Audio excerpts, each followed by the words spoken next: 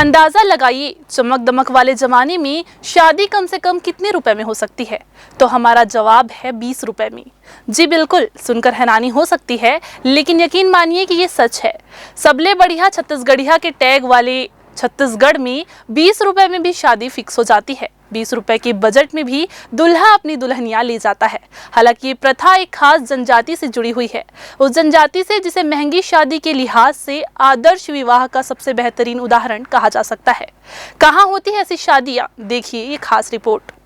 नमस्कार, आप देखना शुरू कर चुके हैं CGNN लाइव और मैं हूं आपके साथ आयुषी।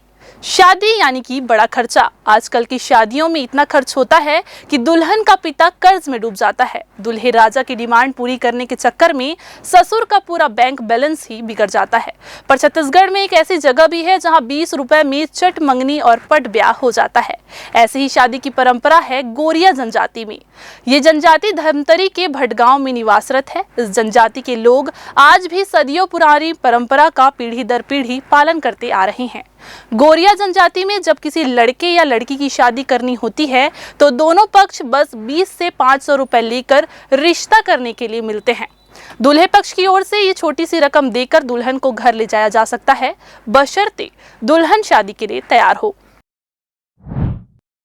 ग्रामीण मेलाबाई की माने तो उन्हें जब शादी के वक्त लोग देखने आए थे तो 60 रुपए में उनका रिश्ता पक्का हो गया था, जिसे उनकी भाषा में सुख बांधना कहा जाता है।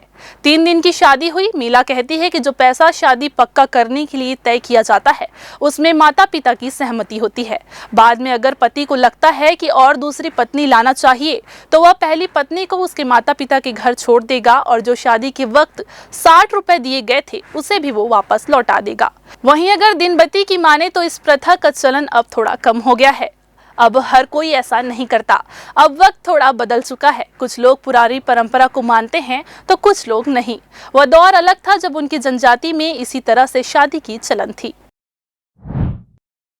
गोरिया जनजाति के लोगों का कहना है कि शादी पक्की करने के दौरान जो पैसे लड़की पक्ष को दिए जाते हैं वो हमेशा उनके पास जमा पूंजी की तरह रखे रहते हैं। जब लड़की पक्ष रिश्ता तोड़ता है तो जो भी रकम पहले दी गई होती है उसे मूल रूप में ही लौटाना होता है। पैसे लौटाकर लड़की वाले अपनी बेटी को वापस ले जाते हैं। वहीं ग्रामीण जगमोहनी की माने तो शादी अगर किसी वजह से टूट भी जाती है तो परिवार वाले शादी के वक्त दिए गए पैसे को लौटा देते हैं। इसी तरह दिलेश गोरिया की माने तो अगर घर वाले और लड़की राजी हो जाते हैं तो हम 2-3 साल तक इंतजार भी करते हैं। बाद में शादी होती है तो हम दुल्हन को अपने घर ले आते हैं। मेरी शादी 5000 में पक्की हुई थी। गौर करने वाली तो बात यह है कि वक्त की कमी के चलते आज मैट्रिमोनियल साइट के जरिए भी धड़ल्ले से शादियां हो रही हैं। ऐसे में गोरिया जनजाति की इस अनोखी परंपरा को देखकर ऐसा लगता है कि जैसे आज भी जीवन साथी को पसंद करने का ये तरीका सबसे अनोखा और अलग है। ऑनलाइन वाले जमाने में भी गोरिया जनजाति के लोग न सिर्फ इस परंपरा को आगे ले जा रहे हैं बल्कि नई पीढ़ी भी इसे स्वीकार कर रही है।